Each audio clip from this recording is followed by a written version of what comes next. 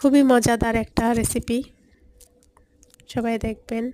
তো এখানে কলার মোচার নিয়েছি, ফুলগুলা কুচি করে নিলাম, হলুদের গুঁড়া, মরিচের গুঁড়া, জিরার গুঁড়া, গরম মশলার গুঁড়া, আর এখানে ভাজা গুঁড়ি আমি গোলায় নিছিলাম, ওইটা দিয়ে দিলাম, লবণও দিয়ে দিচ্ছি এখানে, আর দিয়ে দিলাম এখানে হচ্ছে ডাউল বেটে দিছি।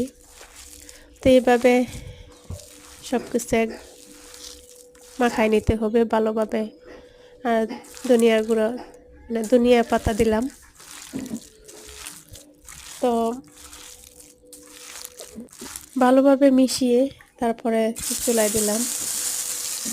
তো খুবই মজা, আপনারা একবার হলেও ট্রাই করবেন। ভিডিওটা ভালো লাগলে একটা লাইক দিবেন, সাবস্ক্রাইব করবেন। ধন্যবাদ সবাইকে।